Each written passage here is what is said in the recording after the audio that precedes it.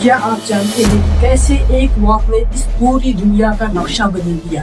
कैसे एक हत्या करोड़ों लोगों की मौत की वजह बनी? कैसे ये दुनिया जो सुकून की तलाश में थी एक बार फिर जंग की आग में जल उठी? एक कत्ल से शुरू हुई ये जंग जिसने खत्म होते होते 20 मिलियन लोगों की जान ले ली।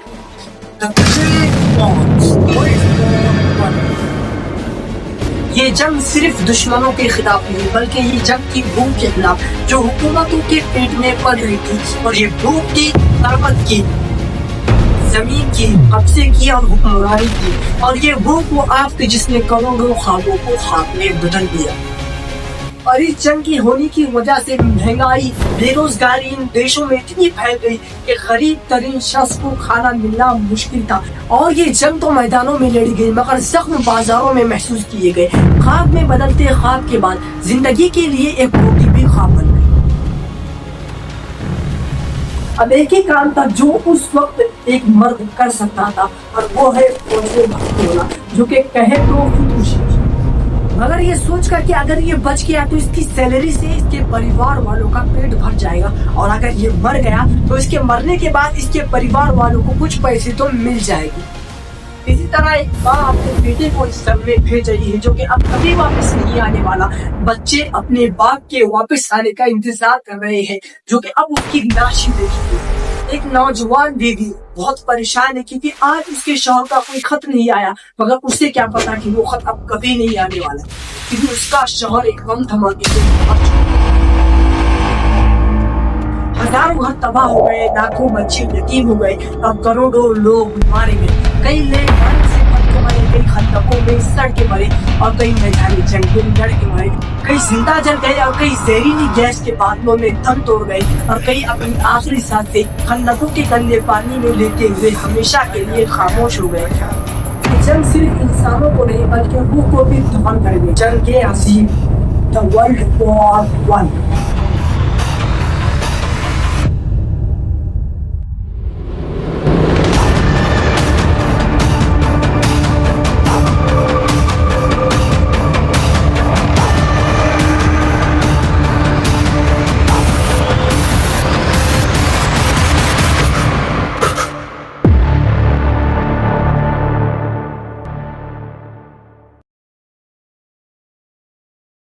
सन 1914 ऑस्ट्रिया हंगरी के होने वाले राजा एक टूर के लिए जाने का इरादा करते हैं बोस्निया में। जैसे ही ये खबर बोस्निया में पहुंचती है तो बोस्निया में एक ग्रुप, ब्लैक हैंड ग्रुप, इनकी कत्ल की साजिशों में लग जाती है। 28 जून सन 1914 को ऑस्ट्रिया हंगरी के होने वाले राजा फ्रांस फर्डिनेंड एक टूर के लिए जाते हैं बोस्निया में अपनी वाइफ सोफिया के साथ। लोग सड़कों पर खड़े हुए थे, कुछ खुश, कुछ खामोश, और कुछ मौत का खेल खेलने के लिए बिल्कुल तैयार, जिनके हाथ में बस गोलियां नहीं बल्कि इनके दिमागों में बगावत के ख्वाब थे। फ्रांस फर्डिनेंड के दिल में अपनी आवाम के लिए बहुत मोहब्बत थी, मगर बोस्निया की गलियां नफरत से भरी हुई थी, और ब्लैक हैंड ग्रुप के मेंबरों ने इन पर बम फोड़े।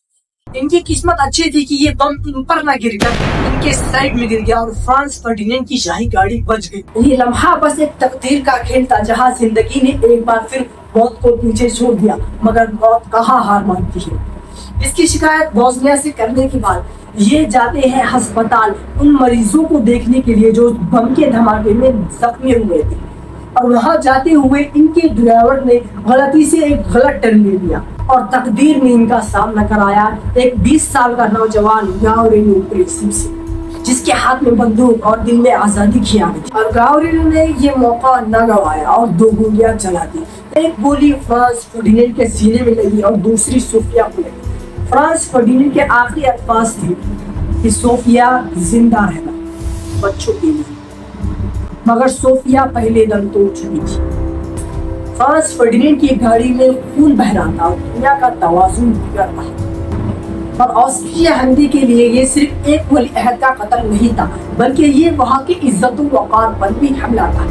23 जुलाई सन 1914 को ऑस्ट्रिया हंगरी ने सर्बिया को 10 शराइत का एक अल्टीमेटम भेजा, जिसकी पहली 3 शर्तें थी कि सर्बिया ऐसी गतिविधियों को रोकेगा जो ऑस्ट्रिया हंगरी के खिलाफ हो, खास तौर पर ऐसी संगठनों को खत्म करेगा जो ऑस्ट्रिया हंगरी के खिलाफ साजिश करती है। और दूसरी शर्त ये थी کہ سربیا اس ہر ایک شخص کو ڈھونڈ کر اسے سزا دے گا جو فرانس فرڈینینڈ کے قتل میں شامل ہو، اور تیسری شرط یہ تھی کہ سربیا آسٹریا ہنگری کے ادھیکاریوں کو اس قتل کی جانچ میں شامل ہونے کی انومتی دی۔ تمام شرطیں تو سربیا نے مان لی، مگر تیسری شرط کو مسترد کر دیا۔ اس کے بعد 28 جولائی 1914 کو آسٹریا ہنگری نے سربیا پر حملہ کیا۔ اب یہاں تک تو بات سمجھ میں آ گئی، مگر اس دو دیشوں کی لڑائی میں ان باقی دیشوں کا کیا کام تھا؟ یہ بھلا اس میں کیوں کود گئے؟ یہ دو دیشوں کی وار کیسے بن گئی ورلڈ وار؟ اس کا سب سے بڑا ریزن ہے الائنسز۔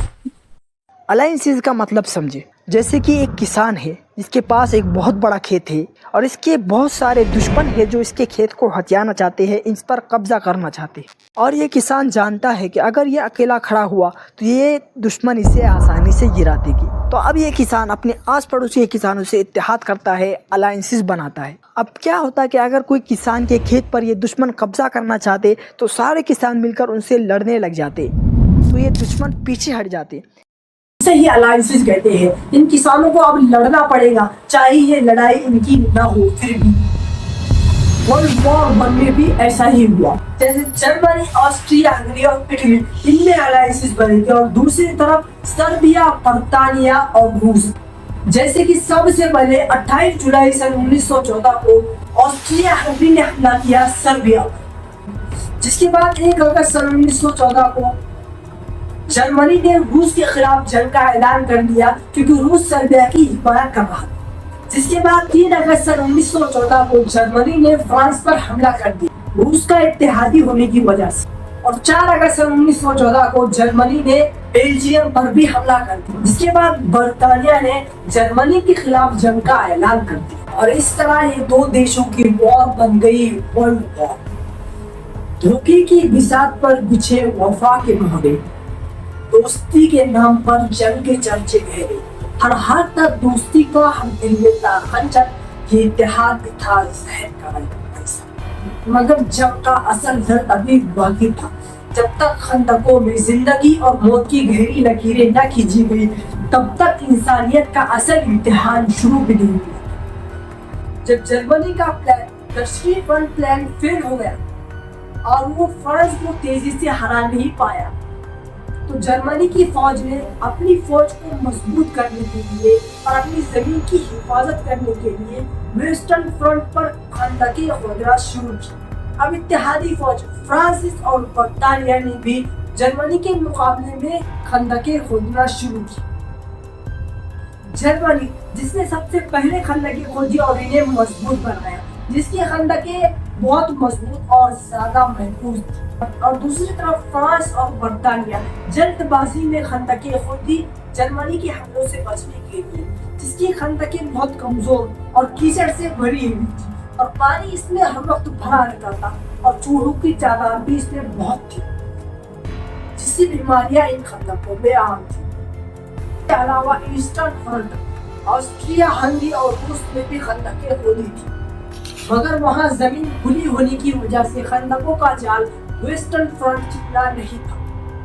یہ خندقیں زمین میں دفن موت کی طرح تھی، جہاں سپاہیوں کو دشمنوں کے ساتھ گندگی، بیماری اور موت سے بھی لڑنا ہوتا۔ خاک کی آغوش میں دفن تھے خواب سارے، ہر سپاہی کے نگاہوں میں تھے موت کے نظارے، نہ جیت کا جشن نہ خوشی کا بہانہ، بس گولیوں کی گونج اور خوابوں کا فسانہ۔